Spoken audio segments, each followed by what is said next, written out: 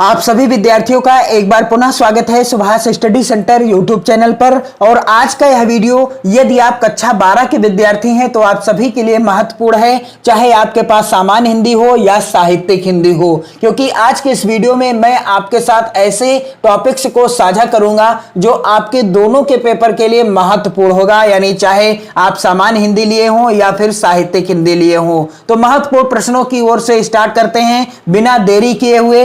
हिंदी का प्रथम मौलिक उपन्यास कौन सा है? परीक्षा गुरु है। और परीक्षा गुरु के लेखक कौन हैं? श्रीनिवास दास जी हैं। अगला प्रश्न, हिंदी गद्य का जनक किसे कहा जाता है? उत्तर क्या हो जाएगा? भारतेंदु हरिश्चंद्र जी को हिंदी गद्य का जनक कहा जाता है। और अगला मोस्ट इंपोर्टेंट प्रश्न, चिंतामणि किस विधा की रचना है? तो यह निबंध विधा की रचना है। और चिंतामणि के लेखक कौन हैं? आचार्य रामचंद्र शुक्ल जी हैं। अगला प्रश्न है, हिंदी प्रदीप के संपादक कौन थे? तो उत्तर हो जाएगा बाल कृष्ण भट्ट हिंदी प्रदीप के संपादक थे। अगला प्रश्न है, कवि वचन सुधा के संपादक कौन थे? तो भारतेंदु हरिश्चंद्र जी कवि वचन सुधा के संपादक थे। और अगला मोस्ट इंपोर्टेंट प्रश्न, सरस्वती के संपादक कौन थे, यानी सरस्वती पत्रिका के संपादक कौन थे? उत्तर हो जाएगा महावीर प्रसाद द्विवेदी जी सरस्वती पत्रिका के संपादक थे। और अगला प्रश्न है, 84 वैष्णवन की वार्ता के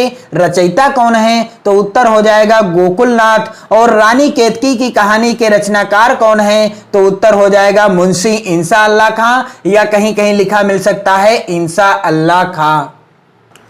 अगला प्रश्न है, खड़ी बोली गद्य की प्रथम रचना कौन सी मानी जाती है? तो गोरा बादल की कथा खड़ी बोली गद्य की प्रथम प्रमाणिक रचना मानी जाती है, जिसके लेखक कौन है? जटमल हैं। और अगला प्रश्न है, नासकेतोपाख्यान के लेखक कौन हैं? सदल मिश्र हैं। अगला प्रश्न है, नीड़ का निर्माण फिर रचना की विधा क्या है? तो यह आत्मकथा है। और यह किसकी आत्मकथा, यानी किसके द्वारा रचित है? तो हरिवंश राय बच्चन जी के द्वारा यह रचना लिखी गई है। अगला प्रश्न है, कल्प वृक्ष रचना के लेखक का नाम बताइए। उत्तर हो जाएगा वासुदेव सरल अग्रवाल कल्प वृक्ष रचना के लेखक हैं। और अगला है महत्वपूर्ण प्रश्न, आवारा मसीहा के लेखक कौन हैं? तो विष्णु प्रभाकर आवारा मसीहा के लेखक हैं। आवारा मसीहा किस विधा की रचना है? जीवनी विधा की रचना है। और अगला प्रश्न है, लोकायतन कृत के रचनाकार कौन हैं? तो सुमित्रानंदन पंत लोकायतन कृत के रचनाकार हैं। और अगला प्रश्न है, तार सप्तक के संपादक कौन हैं?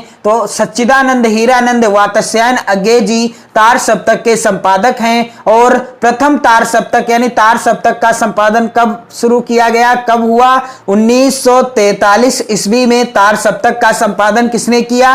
अज्ञे जी ने किया। अगला प्रश्न है, प्रिय प्रवास के रचनाकार कौन है? तो उत्तर क्या हो जाएगा? हरिओध, जिनका पूरा नाम क्या है?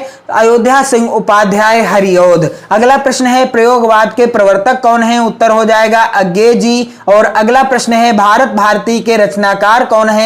तो उत्तर क्या हो जाएगा? मैथिली शरण गुप्त। क्या हो जाएगा उत्तर? मैथिली शरण गुप्त की रचना है कौन सी? भारत भारती। इसके बाद आप वासुदेव सरल अग्रवाल जी का और कन्हैयालाल मिश्र प्रभाकर तथा डॉक्टर हजारी प्रसाद द्विवेदी जी का प्रमुख लेखकों का जीवन परिचय तैयार करके जाइएगा। और प्रमुख कवियों में जयशंकर प्रसाद, सुमित्रानंदन पंत, सूर्यकांत त्रिपाठी निराला और महादेवी वर्मा, और साथ ही मैथिली शरण गुप्त, इन सभी का जीवन परिचय मोस्ट इंपोर्टेंट है। आपसे तो 3 ही पूछे जाएंगे, लेकिन ये सभी महत्वपूर्ण हैं, आप इन्हें जरूर ध्यान से पढ़ लीजिएगा। और इसके बाद चलिए मैं आपको बता दूं कि रस कौन कौन से आपको तैयार करने हैं, अलंकार कैसे कैसे तैयार करने हैं, बिल्कुल सरल परिभाषा और उदाहरण सहित बता दूंगा। और कौन कौन से छंद आपको तैयार करने हैं और किस तरीके से आपको लिखना है। तो यहां पर आप देख सकते हैं हास्य रस की बिल्कुल सरल परिभाषा। हास्य रस का अस्थाई भाव हास है, किसी व्यक्ति के विकृत रूप, आकार, वेशभूषा आदि को देखकर हृदय में जो विनोद का भाव उत्पन्न होता है वही हास्यरस कहलाता है। और आपने परिभाषा को याद करने का जो तरीका अपनाया है या जिस तरीके से आपने याद किया है, आप उसी तरीके से याद रखिएगा। आपको तरीका बदलने की आवश्यकता नहीं है, क्योंकि आज ही आपका पेपर है। और जो भी उदाहरण आपने याद किया है वह भी आप याद करके रखिएगा। फिलहाल यहां पर आप देख सकते हैं बिल्कुल आसान उदाहरण, नाना वाहन नाना वेशा, विहसे शिव समाज निज देखा। इसके बाद आपको करुण रस को भी याद कर लेना है। करुण रस का स्थायी भाव क्या है? शोक है। शोक नामक स्थायी भाव जब विभाव, अनुभाव और संचारी भावों से संयोग करता है तब करुण रस की निष्पत्ति होती है। और बिल्कुल आसान उदाहरण है, हे खगमृग हे मधुकर श्रेणी तुम देखी सीता मृगनयनी। और यहां पर आप देख सकते हैं करुण रस के अन्य उदाहरण, तो जो आपको आसान लगे वो आप तैयार कर सकते हैं। करुण रस भी महत्वपूर्ण है आपकी परीक्षा की दृष्टि से। और सबसे महत्वपूर्ण है यहां पर आप देख सकते हैं वीर रस। वीर रस का स्थायी भाव क्या है? उत्साह है। किसी रचना को पढ़ने पर जब मन में उत्साह नामक स्थायी भाव जागृत होता है तो वहां वीर रस की उत्पत्ति होती है। वीर रस का स्थायी भाव क्या है? उत्साह है। किसी रचना को पढ़ने पर जब मन में उत्साह नामक स्थायी भाव जागृत होता है तो वहां पर वीर रस की उत्पत्ति होती है। और बिल्कुल आसान उदाहरण यहां पर, सहे वार पर वार अंत तक लड़ी वीर बाला सी, आहुति सी गिर चढ़ी चिता पर चमक उठी ज्वाला सी। और अगला उदाहरण है यहां पर आप देख सकते हैं, यदि आप वो ना याद करें तो दूसरा भी याद कर सकते हैं, मैं सत्य कहता हूं सखे सुकुमार मत जानो मुझे, यमराज से भी युद्ध में प्रस्तुत सदा मानो मुझे, है और की तो बात क्या गर्भ में करता नहीं, माता तथा निज तात से भी युद्ध में डरता नहीं। तो मैं चाहता हूं कि आप आसान उदाहरण याद करें, जो कि यहां पर पहला उदाहरण है। और वीर रस महत्वपूर्ण है, करुण रस महत्वपूर्ण है, हास्य रस भी आपकी बोर्ड परीक्षा के लिए महत्वपूर्ण है। चलिए अब बात कर लेते हैं अलंकार कौन कौन से महत्वपूर्ण हैं आपकी बोर्ड परीक्षा के लिए। तो यहां पर आप देख सकते हैं अनुप्रास अलंकार, बिल्कुल आसान परिभाषा, जहां पर एक ही अक्षर या वर्ण की बार बार आवृत्ति होने पर अनुप्रास अलंकार होता है। जहां पर एक ही वर्ण या अक्षर की बार बार आवृत्ति हो वहां पर अनुप्रास अलंकार होता है। उदाहरण भी आप देख सकते हैं, चारु चंद्र की चंचल किरणें खेल रही हैं जल थल में। और स्पष्टीकरण में आप देख सकते हैं कि यहां पर चा और ला वर्ण की आवृत्ति बार बार हुई है, अतः यहां अनुप्रास अलंकार है, बिल्कुल आसान है। और इसके बाद आप यहां पर देख सकते हैं यमक अलंकार की परिभाषा, बिल्कुल आसान शब्दों में, काव्य में जहां शब्दों की आवृत्ति बार बार हो किंतु अर्थों में भिन्नता हो वहां यमक अलंकार होता है। काव्य में जहां पर शब्दों की आवृत्ति बार बार हो किंतु अर्थों में क्या हो? भिन्नता हो, वहां यमक अलंकार होता है। बिल्कुल आसान है उदाहरण, कनक कनकते 100 गुनी मादकता अधिकाय, या खाए बौराए जग वा पाए बौराए। यहां पर स्पष्टीकरण आप देख सकते हैं, यहां कनक 2 बार आया है और अर्थों में भिन्नता के कारण यमक अलंकार है, क्योंकि एक कनक का अर्थ है सोना और दूसरे कनक का अर्थ क्या है? धतूरा है, तो यहां पर यमक अलंकार है। अगला महत्वपूर्ण अलंकार है, यहां पर आप देख सकते हैं श्लेष अलंकार, जहां काव्य में कोई शब्द एक ही बार प्रयोग हो और उसके एक से अधिक अर्थ हो वहां श्लेष अलंकार होता है। बिल्कुल आसान परिभाषा, जहां काव्य में कोई शब्द एक ही बार प्रयोग हो और उसके एक से अधिक अर्थ हो तो वहां पर श्लेष अलंकार होता है। उदाहरण आप देख सकते हैं, चिर जीवे जोरी जुरे क्यों न स्नेह गंभीर, को घटिए वृषभानुजा वह हलधर के वीर। यहां पर आप देख सकते हैं स्पष्टीकरण के द्वारा, इस उदाहरण में वृषभानुजा और हलधर शब्द एक ही बार आए हैं किंतु उनके अर्थ अनेक हैं। वृषभानुजा राजा वृषभानु की पुत्री, दूसरा अर्थ क्या है? राधा।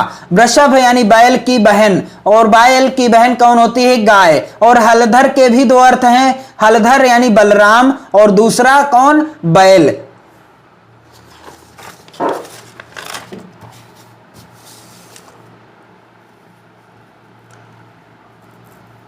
अगला महत्वपूर्ण अलंकार है उत्प्रेक्षा अलंकार, बिल्कुल आसान परिभाषा, जहां उपमेय में उपमान की संभावना की जाए वहां उत्प्रेक्षा अलंकार होता है। मनु मानो जनु जानो मनहु जनहु आदि उत्प्रेक्षा के वाचक शब्द हैं। उदाहरण क्या है? उसकाल मारे क्रोध के तन कांपने उसका लगा, मानो हवा के वेग से सोता हुआ सागर जगा। या फिर आप दूसरा उदाहरण भी लिख सकते हैं, करत प्रवेश मिटे दुख दावा जनु जोगी परमारथ पावा। तो जो उदाहरण आपको आसान लगे वह आप अपनी परीक्षा में लिख सकते हैं।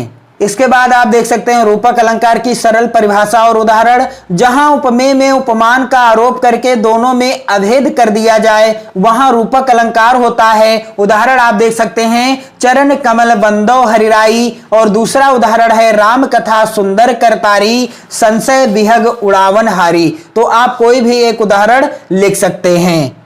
इसके बाद आप देख सकते हैं उपमा अलंकार की सरल परिभाषा भी आप पढ़ लीजिएगा। जहां किसी वस्तु या व्यक्ति की किसी अन्य वस्तु या व्यक्ति से समान गुण धर्म के आधार पर तुलना की जाए या समानता बताई जाए वहां उपमा अलंकार होता है। उदाहरण क्या है, राधा का मुख चंद्र सदृश सुंदर है। और उपमा अलंकार के अंग कितने होते हैं? 4 अंग होते हैं। पहला अंग है उपमेय जिसे कहते हैं प्रस्तुत, जिसकी तुलना की जाती है। दूसरा अंग है उपमान जिसे कहते हैं अप्रस्तुत, जिससे तुलना या समानता दिखाई जाती है। तीसरा अंग क्या है? साधारण धर्म, जो गुण उपमेय व उपमान में समान रूप से हो। और चौथा अंग है वाचक शब्द, अर्थात उपमा में जिस शब्द से समानता सूचित होती है उसे वाचक शब्द कहते हैं।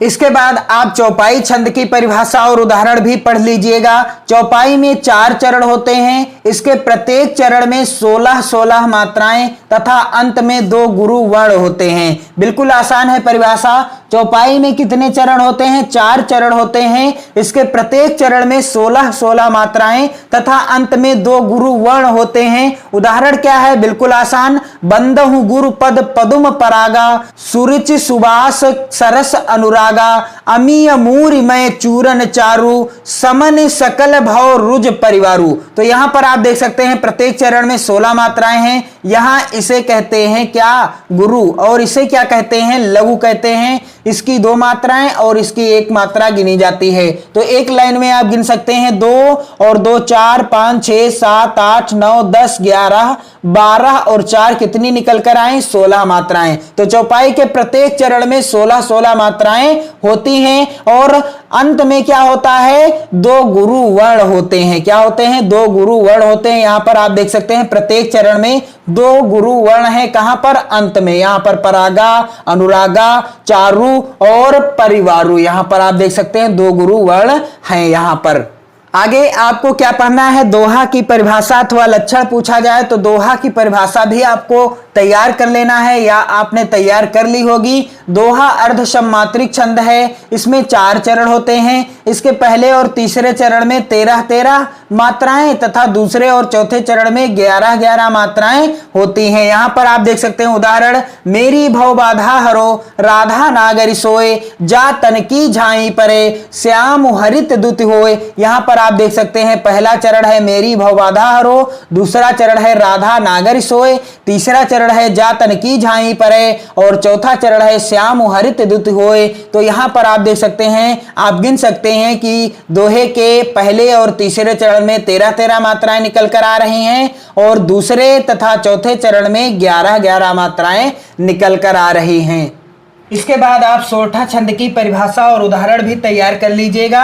सोरठा छंद में 4 चरण होते हैं। इसके पहले और तीसरे चरण में 11-11 मात्राएं तथा दूसरे और चौथे चरण में 13-13 मात्राएं होती हैं। यदि आपको दोहा याद है तो आप सोरठा छंद की परिभाषा आसानी से लिख सकते हैं। उदाहरण क्या है? जेहि सुमिरत सिद्धि होए, गणनायक करेवर वदन, करहु अनुग्रह सोए, बुद्धि रास शुभ गुण सदन। पहला चरण है जेहि सुमिरत सिद्धि होए और दूसरा चरण है गणनायक करिवर वदन, तीसरा चरण है करहु अनुग्रह सोए, बुद्धि रास शुभ गुण सदन। तो यहाँ पर आप देख सकते हैं पहले चरण में और तीसरे चरण में 11-11 मात्राएं निकल कर आई हैं तथा दूसरे चरण में और चौथे चरण में कितनी कितनी मात्राएं?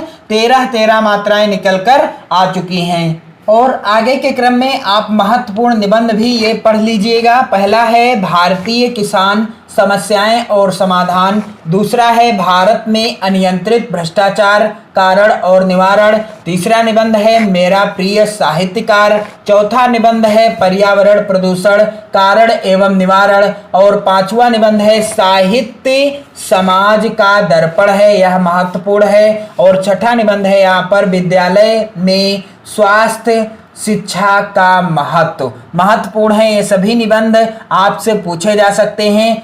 और आपको किसी एक निबंध के बारे में ही लिखना है जो आपकी बोर्ड परीक्षा में महत्वपूर्ण है। मैंने सभी को यहाँ पर बता दिया है और मैं आशा करता हूँ कि आप सभी की तैयारी अच्छे से चल रही होगी। आज आपका पेपर है, 2 बजे से आपका हिंदी विषय का पेपर शुरू हो जाएगा और मैं आशा करता हूं कि आप बिना डरे, बिना झिझक किए, बिना हिचकिचाए और बिना टेंशन लिए पेपर देने जाएंगे। आप सभी विद्यार्थियों को ढेर सारी शुभकामनाएं और आशीर्वाद। जय हिंद।